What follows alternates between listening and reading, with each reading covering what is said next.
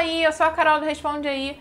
Vamos continuar o nosso papo sobre intervalo de confiança para a diferença entre médias? Se você ainda não viu a parte 1 do vídeo, para tudo, vai lá, dá uma olhadinha e depois volta aqui de novo, ok? Porque esse daqui é uma continuação. Então agora a gente vai ver o segundo caso do IC para a diferença entre médias, que é quando a gente não conhece mais o desvio padrão populacional, nem da primeira amostra, nem da segunda amostra, mas a gente sabe que eles dois vão ser iguais, ok? Vamos ver num exemplo. Considere os dados de duas amostras representativas de duas populações. Aí a gente tem o tamanho das amostras, as médias amostrais e as variâncias amostrais. Então, repara, ó, que isso daqui não é mais o sigma, e sim o S, ok? Determinar um intervalo de confiança de 95% de confiança para a diferença entre as médias. Considere os desvios padrões populacionais iguais. Então, as questões sempre vão falar pra gente, eles não vão dar o sigma, mas eles sempre vão falar se é pra gente considerar eles iguais ou não, ok? Então, como que vai ser a nossa margem de erro D para esse caso? Vai ser dada por esse cara aqui, ó. Agora a gente está usando a T de student, não usa mais a normal. E agora entrou um carinha aqui meio engraçado, né? Que a gente não conhece, esse SC aqui. Quem que é esse SC? Ele vai ser uma combinação dos desvios padrões da população. Como assim? Olha aqui. Já que eles são iguais, a gente sabe que os desvios padrões populacionais são iguais. Então, por que não a gente tentar combinar esses dois caras em um só? É justamente isso que a gente faz, ó. Essa daqui vai ser a fórmula dele e a gente já tem todas as informações para calcular, certo? Então, vamos calcular. Ó, isso daqui vai dar pra gente raiz de n, 12, menos 1, variância de x ao quadrado. Variância já é ao quadrado, né? Desculpa, variância de x.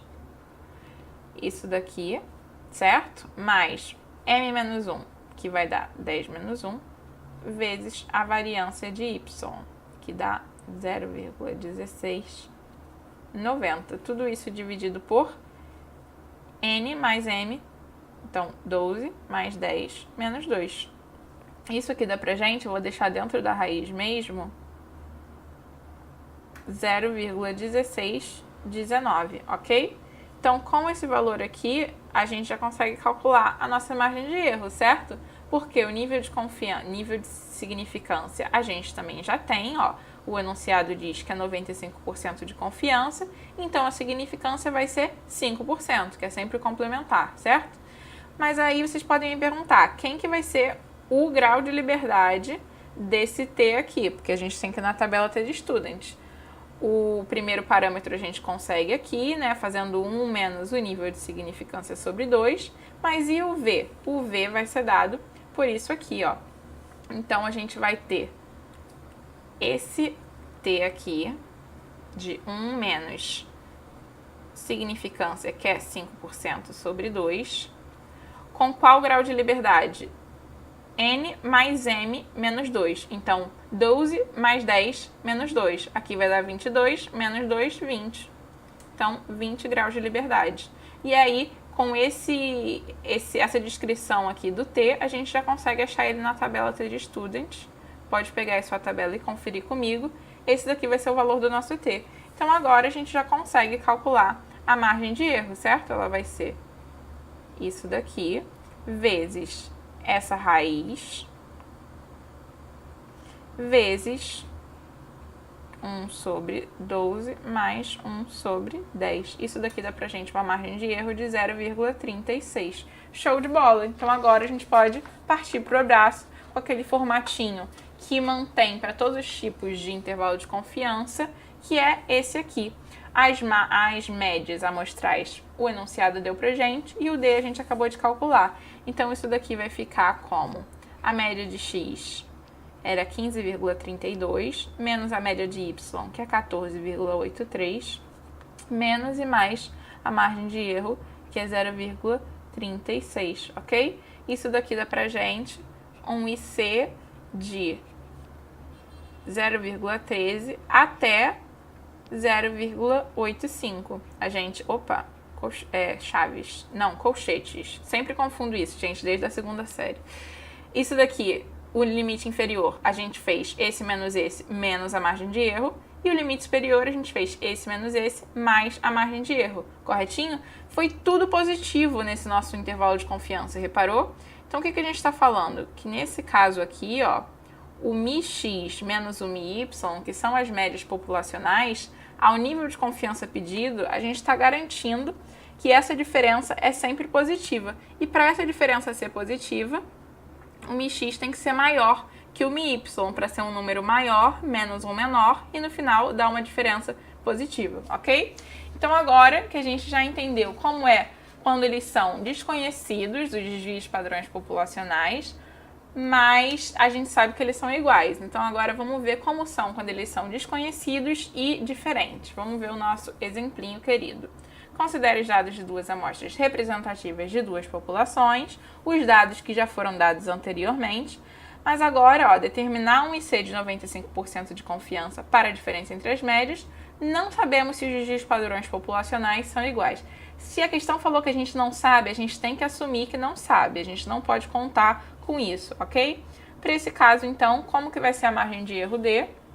Vai ser dada por isso aqui. Então agora a gente não tem mais o desvio padrão combinado, né? A gente voltou a ter lá variâncias aqui dentro da raiz, ok? Então, a gente já pode calcular isso daqui, que nem a gente calculou antes. Então, vai ter uma pequena diferença que muita gente não vai gostar, que vai ser o grau de liberdade desse nosso fator T aqui. A gente acabou de ver que a gente estava calculando ele assim, certo? Pois é, mas esquece isso agora, para esse terceiro caso. O grau de liberdade, vai ser dado por essa fórmula aqui, muito bonita, para não dizer o contrário. E a gente tem que usar essa fórmula mesmo quando a gente souber que os desvios padrões são diferentes. Vamos calcular então aqui para o nosso exemplo quanto seria. Ela só usa as variâncias e o tamanho das amostras. A variância do 1 é o 0,64 sobre o tamanho da amostra 1, que é 8, mais a variância do 2, que é 0,81, sobre a amostra 2, que é 11. Tudo isso dividido por... Repete esse cara agora daqui de cima, ó. O bom dessa fórmula é que ela é meio repetida. A gente repete o de baixo, mas eleva ao quadrado. Aí agora repete de novo e eleva também ao quadrado.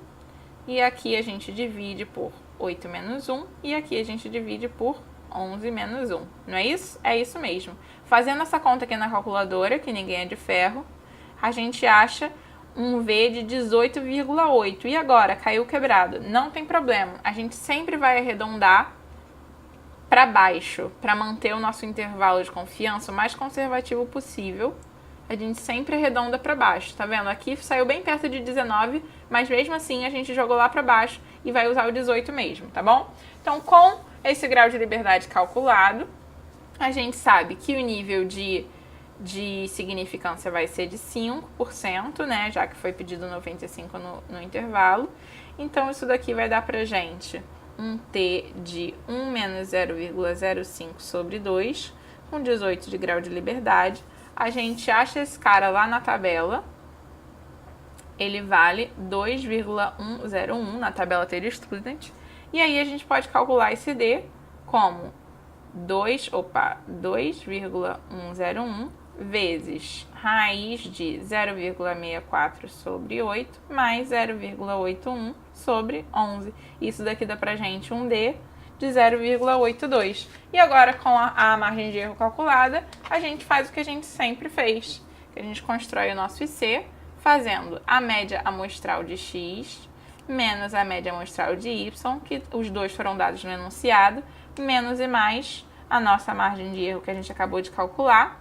Isso dá um IC pra gente, que vai de 0,58 até 2,22, ok? E só para encerrar essa aula, vamos ver essa curiosidade aqui, ó. Quando a gente tiver um zero incluso dentro do intervalo de confiança, tipo assim, ó, que começa num valor negativo e termina num valor positivo, então o zero tá aqui no meio, a gente está querendo dizer, em outras palavras, que para o nível de confiança que a gente usou, existe uma chance das nossas médias populacionais serem iguais. Então, não existiria uma diferença entre elas nesse caso, ok? É isso, gente. Esse vídeo te ajudou? Responde aí